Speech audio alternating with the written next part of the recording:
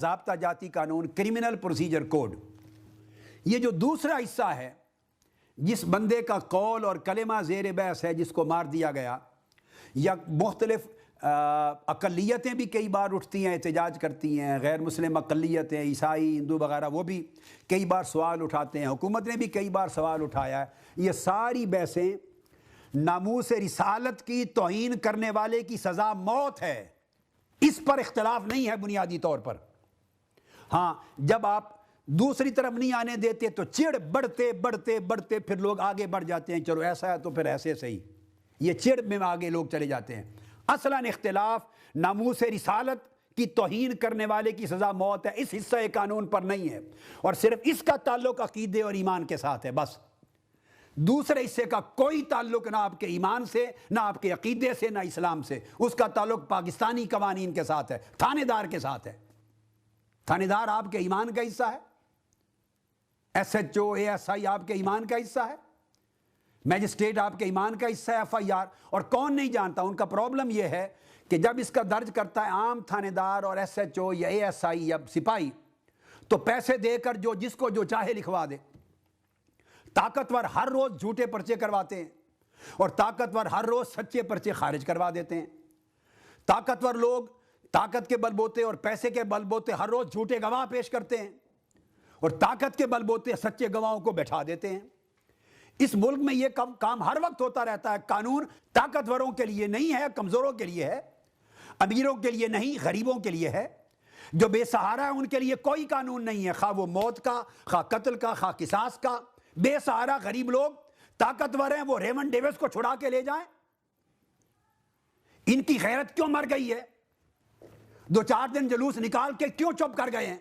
مر جائیں غیرت دین کے ساتھ، کہ تمہارے ملک سے وہ چھڑا کے لے گئے ہیں، دیت کے قانون کا ناجائز استعمال کر کے، قانون شریعت کا ناجائز استعمال کر کے، مسلمانوں کو بے غیرت بنا کر۔ کرایا کہ نہیں قانون دیت کا غلط استعمال؟ کس نے کرایا؟ آپ کو پتا ہے، یہ غلط استعمال ہے قانون کا۔ اور ہر روز بے گناہ کو قاتل بنایا جا رہا ہے، قاتل کو چھڑایا جا رہا ہے، بے گناہ کو چور بنایا جا رہا ہے، چور کو چھڑایا جا رہا ہے۔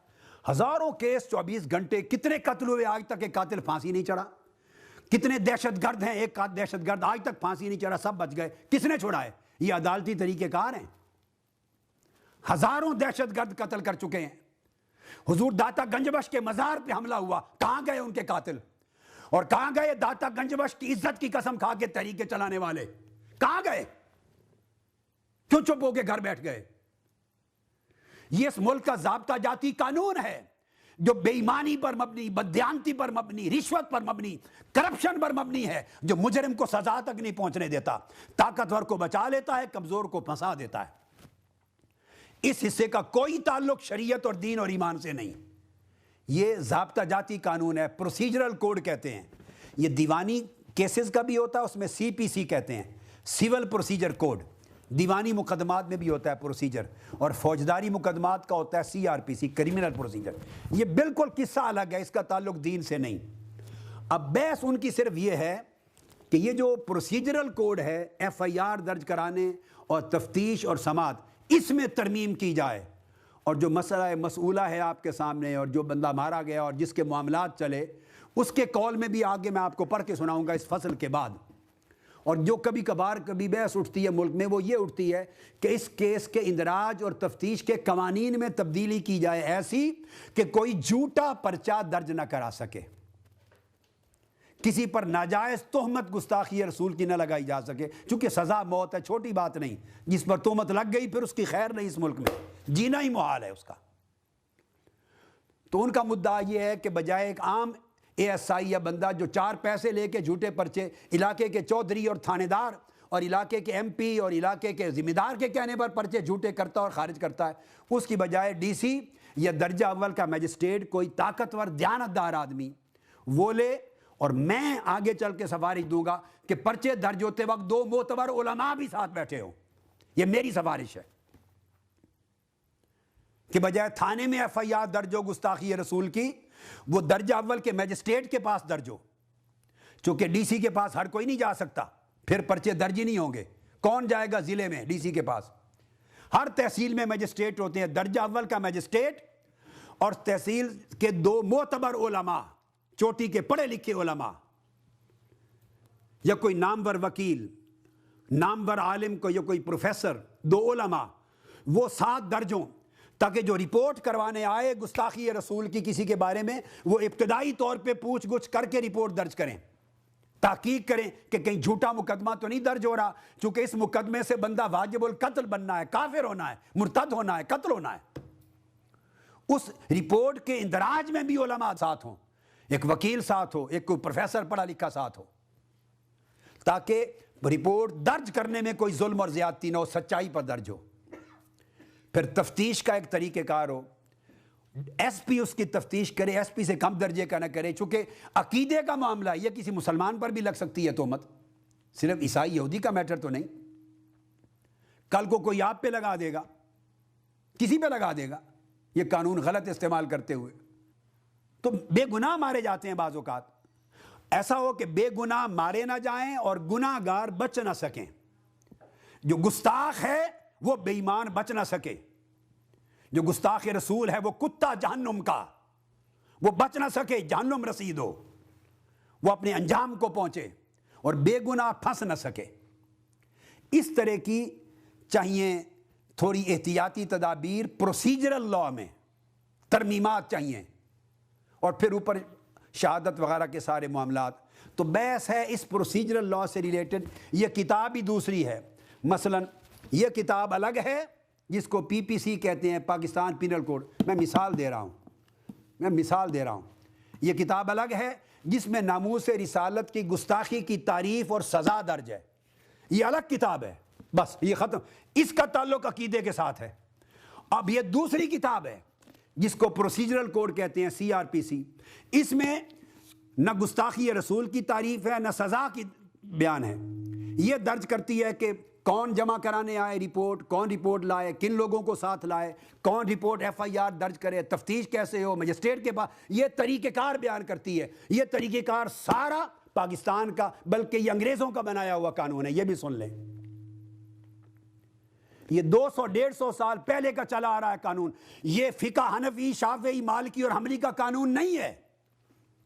کرمنل پروسیجر کوڈ اور ضابطہ جاتی، سن لیں، یہ شریعت کا بنایا ہوا قانون نہیں، یہ انگریزوں نے بنایا تھا ہندوستان کا، وہی چلا آ رہا ہے آج تک، حسب ضرورت تھوڑی تھوڑی ترمیمات ہوتی رہتی ہیں، تھوڑی تھوڑی۔ ہندوستان میں بھی چلتا ہے وہ ضابطہ فوجداری ہند کہلاتا ہے، پاکستان میں بھی یہی چلتا ہے، ضابطہ فوجداری پاکستان کہلاتا ہے۔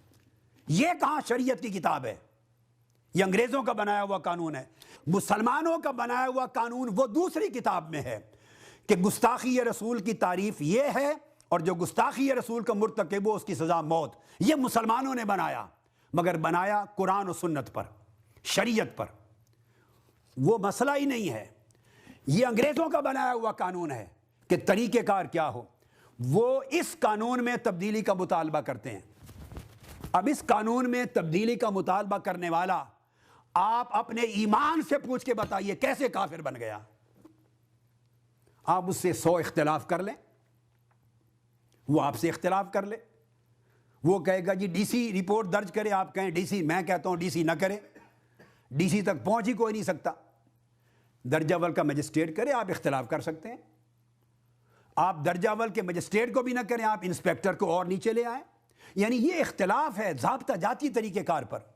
FIR میں فلاں فلاں ہو، میں کہتا ہوں جب FIR درج ہو 2 علماء، ایک وکیل اور پروفیسر بھی ساتھ ہو، پوری تحقیق ہو، اور علماء مفتی ہوں، تاکہ اول دن سے ان کی گواہی ڈلے کہ ہمارے سامنے یہ رپورٹ درج ہوئی، بعد میں پولیس پیسے لے کے پھر نہ جائے، اور جو گواہ آئے ہوں وہ نہ پھر جائیں، اور گواہی دے کے پھریں، پھر ان کو دھر لیا جائے قذف کی سزا میں۔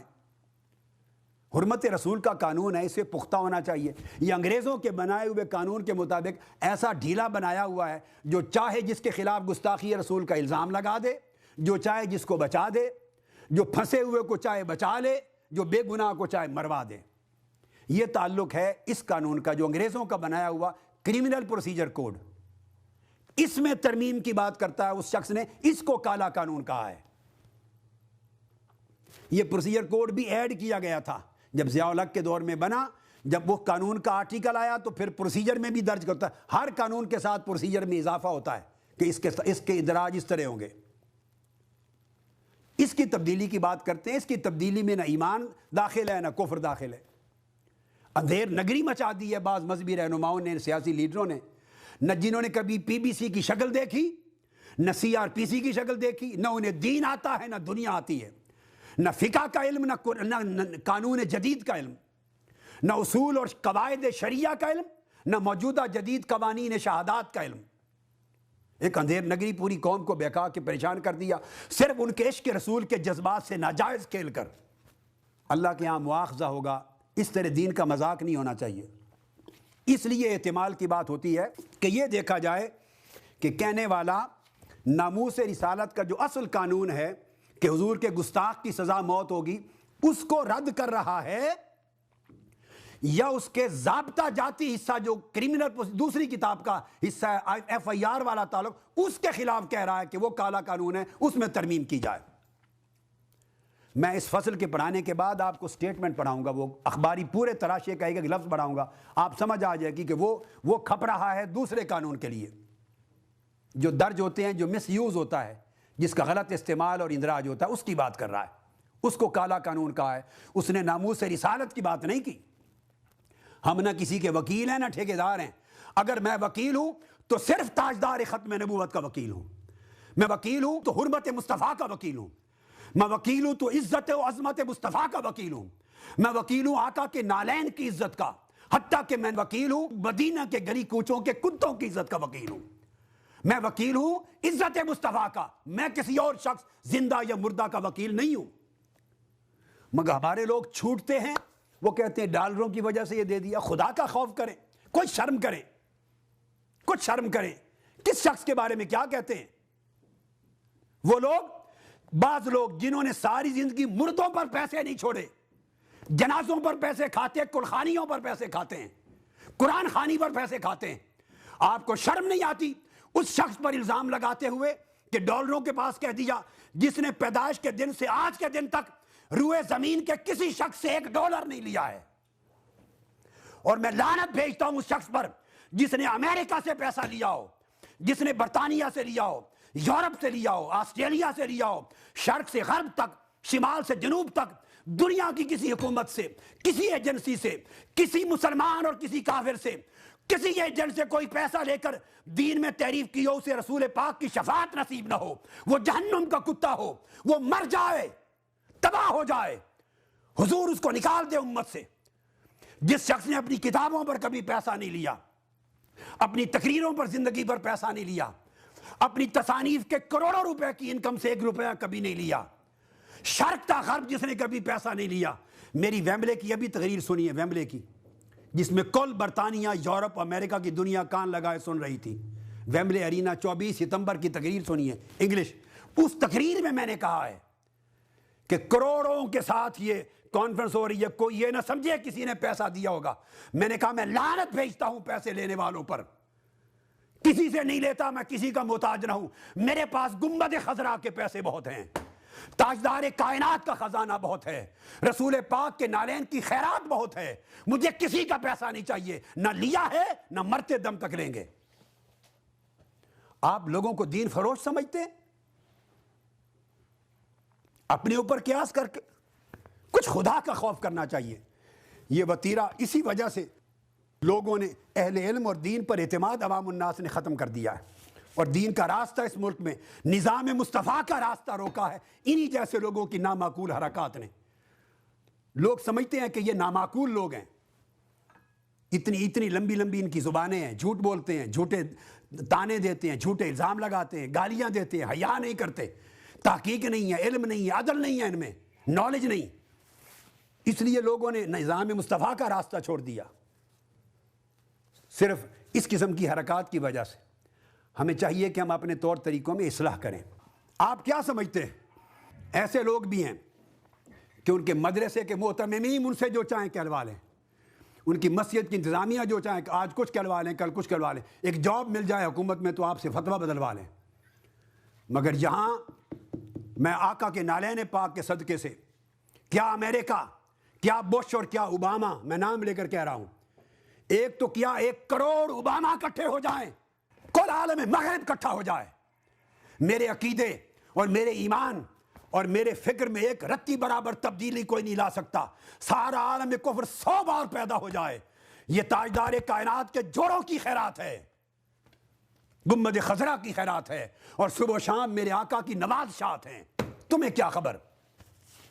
ہر ایک پر الزام لگا دینا ڈالروں کا اور پیسوں کا، یہ بے دینی ہے اس طرح کی، جب علم کی بات نہیں آتی تو تہمتیں اور الزام لگاتے ہیں۔ اب قاضی اعجاز کا میں کال کر رہا